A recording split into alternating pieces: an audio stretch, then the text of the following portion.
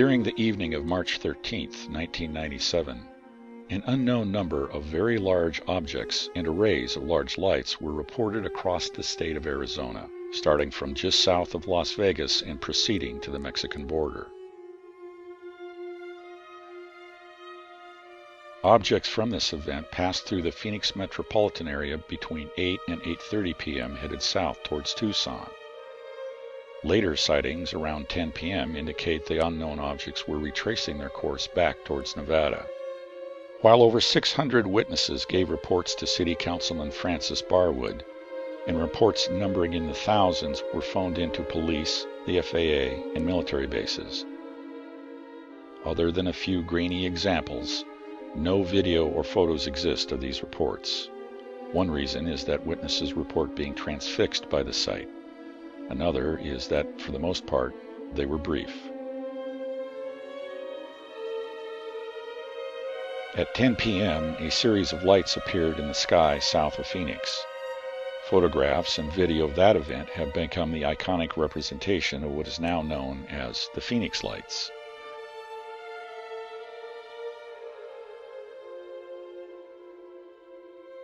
Triangulation of reports and images of that event places the lights in the sky well south of the valley, near the gunnery range at Gila Bend.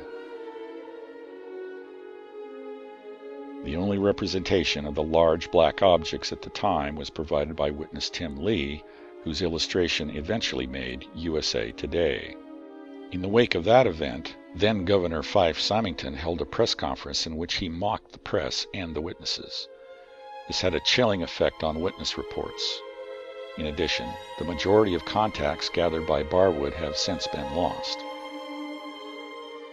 10 years later, former Governor Symington described to CNN an observation made at a park near Squaw Peak. This was forensically recreated as a still frame based on the track of a gigantic triangular object whose course had been previously determined by prior witness reports. This would be the last new witness report for quite some time. In January 2014, a witness to the overflight of an object in West Prescott contacted Dr. Lynn Katai, Executive Director of the Phoenix Lights Network, and announced his willingness to come forward with his observations of the 1997 event. Katai contacted Phoenix UFO examiner Larry Lowe and arranged for a meeting in which the witness recounted his observations in sufficient detail to allow forensic recreation of the event. During the interview, specific details were extracted, which were then used to provide forensic art direction to French UFO investigator and animator Laurent Chabin. Based on the recollection of the witness of the relationship of the lights to a characteristic mountain in the distant skyline, the size of the object was determined. Using several key points, a course for the object was determined.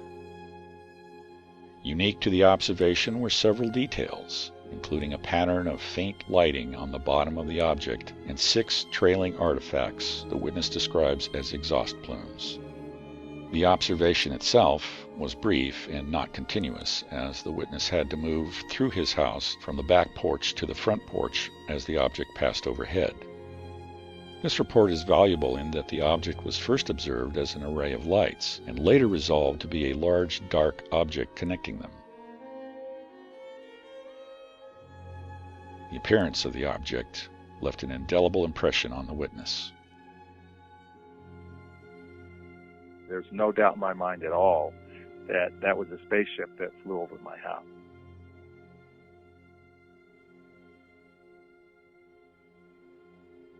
What follows is a forensic animation of the details of the witness report based on the timing of key events. I was sitting there watching TV, and for some reason, I glanced up, and I saw what I thought were stars behind Granite Mountain that were in a line, and I thought to myself, gosh, what constellation is that? And it just sort of went out of my head, and I started watching TV. I don't know how much time passed, maybe 2 minutes, something like that. And I looked up again, and they were much bigger and much closer, and then I realized that these aren't stars. This is something that I need to walk out on the back porch and look at. I saw that they obviously weren't stars. And they were, at that point, I would say they had just come over the top of Granite Mountain. I walked through the laundry room, walked out on the back porch, and looked up, and they just kept getting brighter and closer. They looked just like lights coming. I couldn't figure out what it was. They were different lights than any lights that I'd ever seen before. And then they just continued to get brighter and bigger and closer.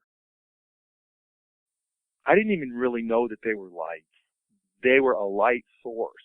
There was something about them that they weren't really like headlights on a car or landing lights on a jet plane at the airport or something. Like I've sat down there on 48th Street when I was a kid and watched the jets come into Sky Harbor, and the landing lights are on, and you're sitting there watching them, and those lights, they're real bright white.